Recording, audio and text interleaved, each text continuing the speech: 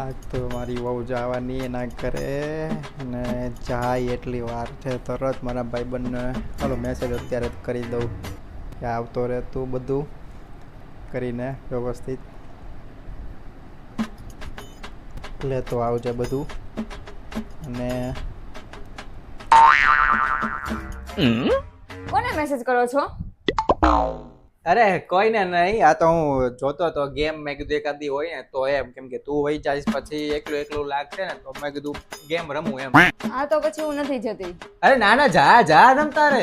પણ એટલું બધું જોરથી શું કામ ને બોલો છો? અરે એટલે મારો કહેવાનો અર્થ એમ હતો કે તું જા, પણ તારા મમ્મીને કેટલું દુઃખ લાગે એટલે જઈ આવ એમ. પણ તમને કેટલું દુઃખ થાય છે? અરે એ તો મને થાય એમ, પણ હું શું તો સમજાવું તને. તને જન્મ કોણે આપ્યો? તારા મમ્મી એમ. એટલે તારે જાવું જ જોવે એમ. એટલે તું જયા એને દુઃખ ન લાગે. પણ તમે એટલા બધા રાજી કેમ છો? અરે હું કઈ રાજી નથી, હું અંદરથી બહુ દુઃખી છું એમ. મારે કદાચ મોઢા ઉપર ન આવતું હોય, પણ મને એમ થાય કે તું જા પછી હું કેવી રીતે ખાઈશ ને એમ. હા, મને એ ચિંતા છે કે તમારું ખાવા પીવાનું ઘરનું કામ કોણ કરશે? અરે ઘરનું કામ તો એમ સમજી લે ને કે એ તો થઈ જશે એમ. કેમ? કોણ કરશે?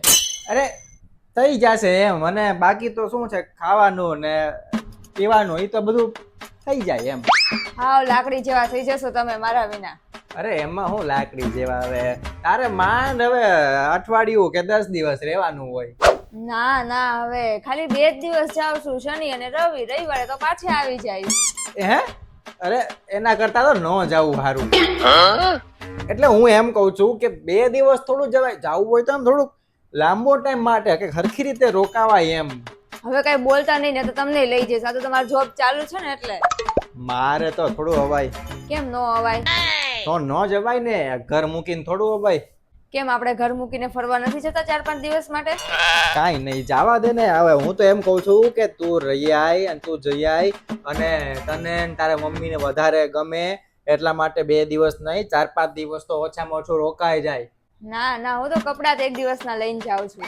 અરે પણ તો વધારે લઈ જા, મારી ચિંતા ન કર, હું એડજસ્ટ કરી લઈશ. પણ તમે એટલા બધા કેમ ખુશ છો કે જા જા જા મંડી જ પડ્યા છો?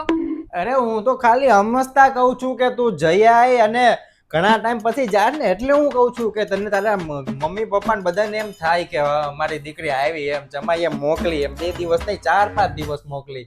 હવે કઈ તમે બોલો માં, મને બધી ખબર પડી ગઈ છે કે તમે એટલા બધા ખુશ કેમ છો. તમારું કઈક પ્લાનિંગ ચાલતું હશે. શેનું પ્લાનિંગ? તમને ખબર. કાઈ પ્લાનિંગ નથી. વધારે પડતું ન બોલો, મને તો એમ જ થાય છે કે જાવ જ નહીં. ખબર પડે ને શું પ્લાનિંગ કરો છો. અરે એમ તો ક્યાંથી તું ન જાતી?